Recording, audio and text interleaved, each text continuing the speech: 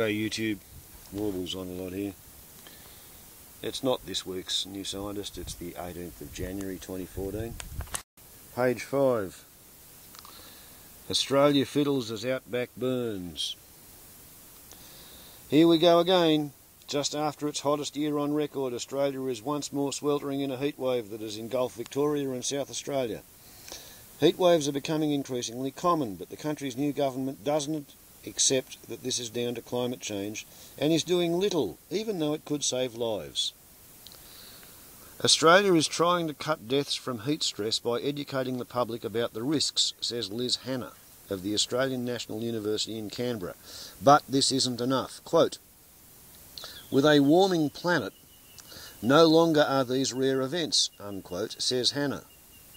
Quote, "So it is time that Australia got serious about heat and how we are going to manage these events," unquote. Tree just fell down on my neighbour's property. In an as yet unpublished study, Hanna and colleagues found that older suburbs in Canberra with more trees were up to 7 degrees cooler than newer, less leafy suburbs. Yeah, and on a windless night in winter, the thermometer out there in the centre of the clearing has recorded 18 degrees colder than the max minimum thermometer 20 metres inside the tree line. On a windless day during a heat wave, it has been 18 degrees warmer than the temperature in the shade of the trees.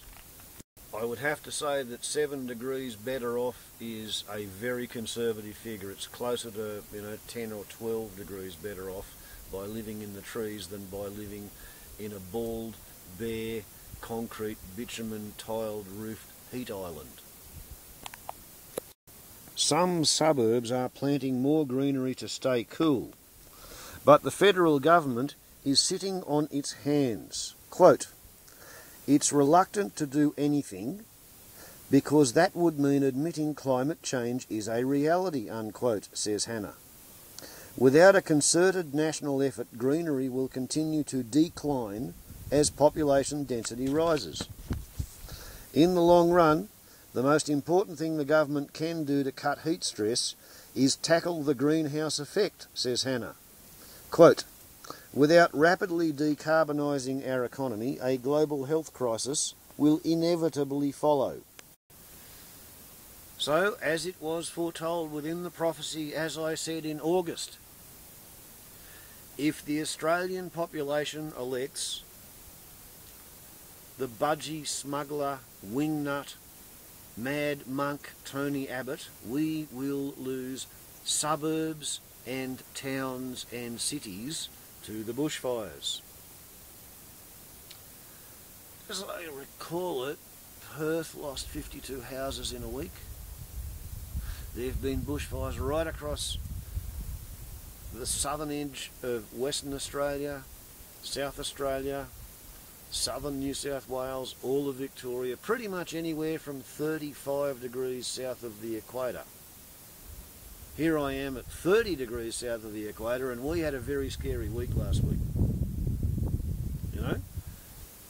I spent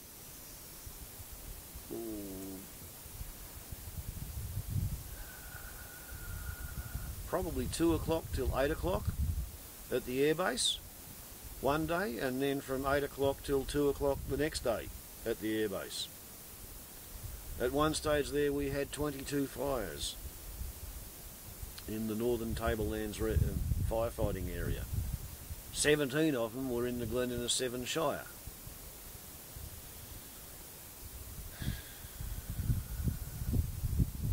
And most of the Australian states have Liberal national governments. We have a Liberal national government in Canberra, and the dominant meme within the busyness community is that greenies are idiots and global warming is total bullshit. It's a conspiracy, by the communist scientists who just want more grant money.